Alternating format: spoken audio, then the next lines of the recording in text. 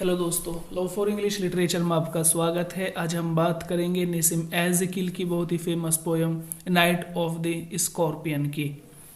बहुत ही famous poem है। शुरू कर लेते हैं कि I remember the night my mother was stung by a scorpion, कि मुझे वो रात याद है। आई रिमेंबर द नाइट, मुझे वो रात भी याद है कि my mother was stung by a scorpion, कि जब मेरी माँ को एक बिच्छू ने काटा था। स्टंग माने बिच्छू का काटना, कि जब मेरी माँ को एक रात बिच्छू ने काटा था, मुझे वो रात याद है।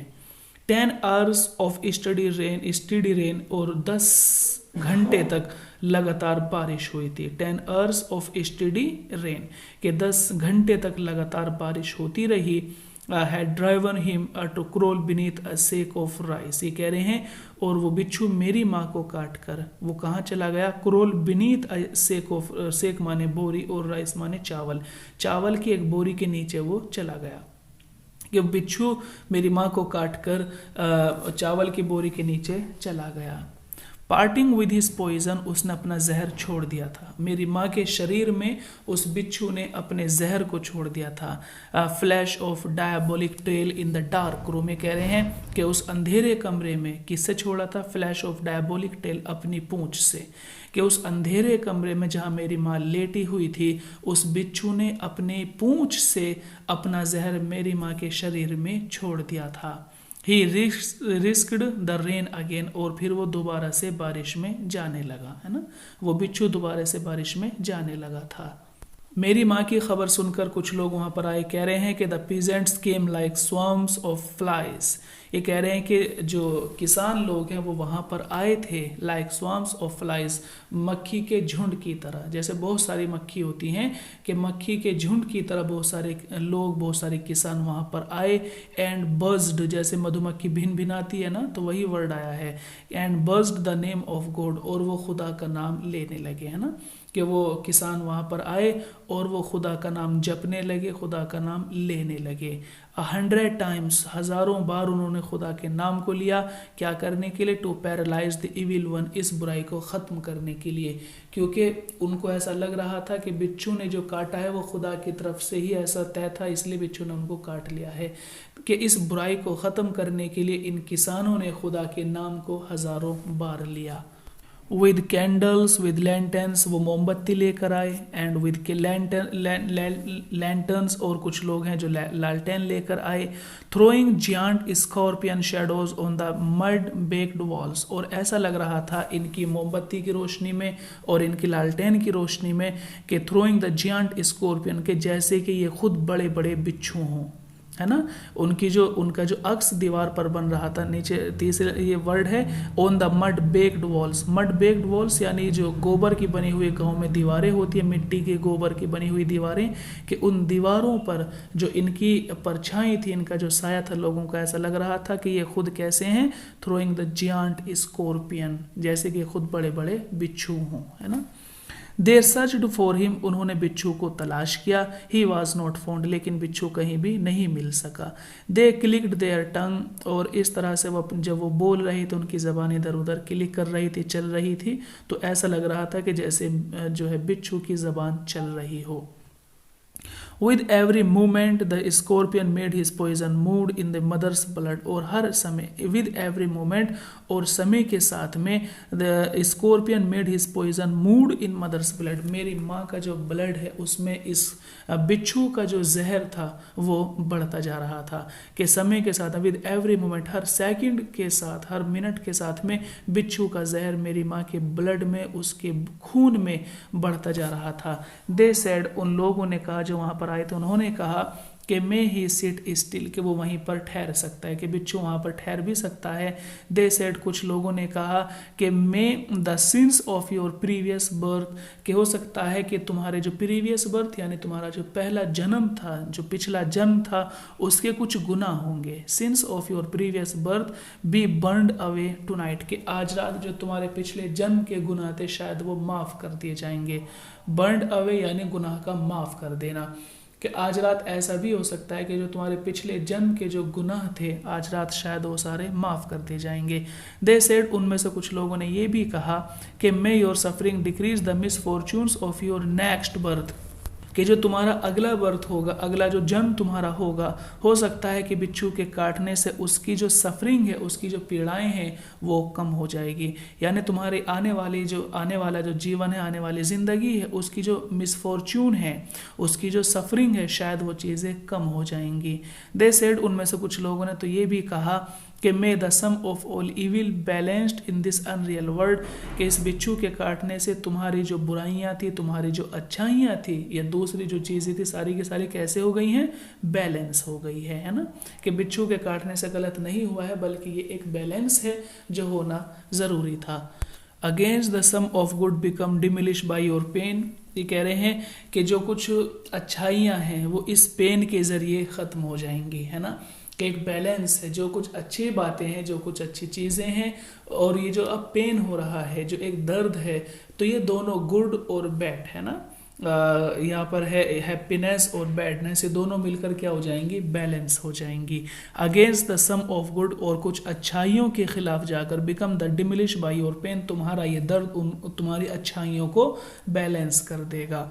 मे द पॉइजन प्योरीफाई और फ्लैश ऑफ डिज़ायर, और ये भी है कि जो जहर है ये तुम्हारी डिज़ायर को प्योरीफाई करेगा। यानी जो तुम दुनिया के बारे में सोचती थी, या तुम्हारी जो भी डिज़ायर थी, वो सारी की सारी प्योरीफाई हो जाएंगी।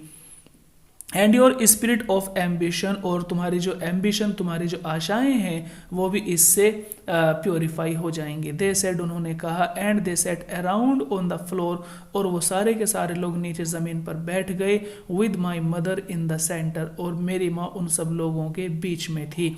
यानी वो मेरी माँ के आसपास घेरा बनाकर नीचे बैठे हुए थे। The peace of understanding on each face more candles, ये कह रहे हैं कि द पीस, और एक शांति थी, एक शांति, एक सुकून of understanding of on each face, हर बंदे के चेहरे पर पूरी तरह से शांति थी, है ना। पीस ऑफ अंडरस्टैंडिंग, और ऐसा लग रहा था कि वो उनकी माँ के दुख को, उनकी माँ के दर्द को पूरी तरह से अंडरस्टैंड कर रहे हैं, समझ रहे हैं। कि हर एक बंदे के ऊपर जो चेहरे में जो एक शांति थी, उससे ऐसा लग रहा था कि ये इसकी माँ के दर्द को समझ रहे हैं। मोर कैंडल्स, और ज़्यादा लोग आए। मोर लैंटर्न्स, और ज़्यादा लोग लैंटर्न लेकर आए। मोर नाइबर्स, और ज़्यादा पड़ोसी वहाँ पर आए।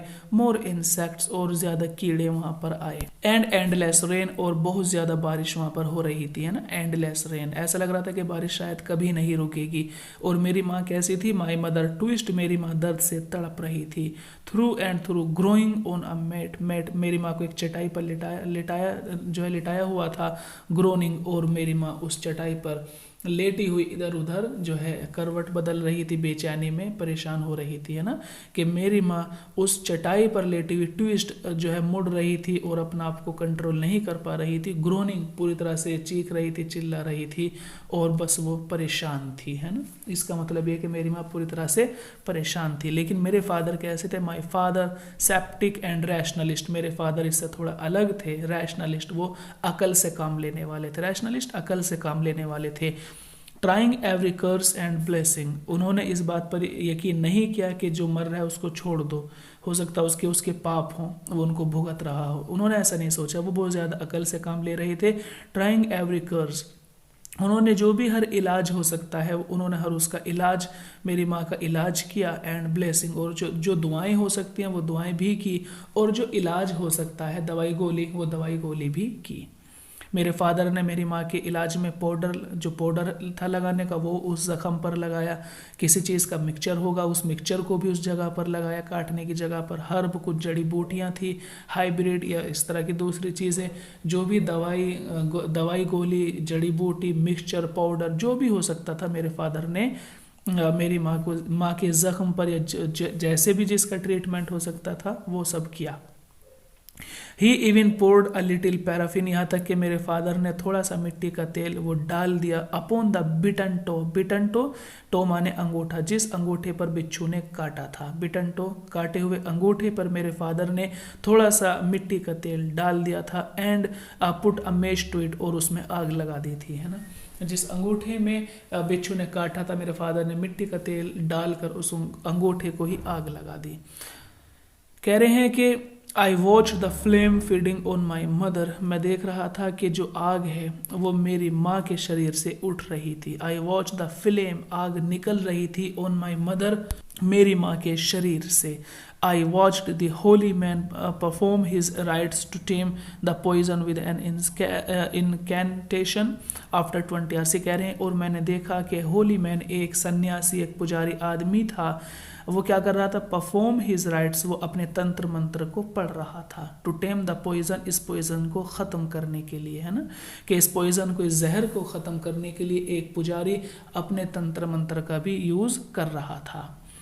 आफ्टर 20 आवर्स, 20 घंटे के बाद में, 20 आवर्स 20 घंटे के बाद में, इट लॉस्ट इट्स स्टिंग, उसका जो जहर था वो कम हो गया। अब 20 घंटे लगातार ये काम चला और 20 घंटे के बाद में उसका जो असर था जहर का वो कम हो गया। और जब मेरी माँ थोड़ा ठीक हुई, उन्होंने क्या कहा, माई मदर ओनली सेड, मेरी माँ ने सिर्फ ये ही कहा कि thank God the scorpion picked on me, कि ये खुदा का शुक्र है कि इस बिच्छू ने मुझे चुना, काटने के लिए सिर्फ मुझे चुना, मेरे बच्चों को नहीं चुना। एंड स्प्रेड माई चिल्ड्रन, और मेरे बच्चों को बख्श दिया, कि ये भी खुदा का शुक्र है कि इतना दर्द इस बिच्छू के काटने से हो रहा है, ठीक है, चलो मैंने इसको बर्दाश्त किया और मेरे बच्चों को बिच्छू ने छोड़ दिया। ठीक है, तो दोस्तों आज के लिए इतना ही काफ़ी है, समझ आ गई होगी पोयम। सुनने के लिए धन्यवाद, आपका दिन शुभ हो।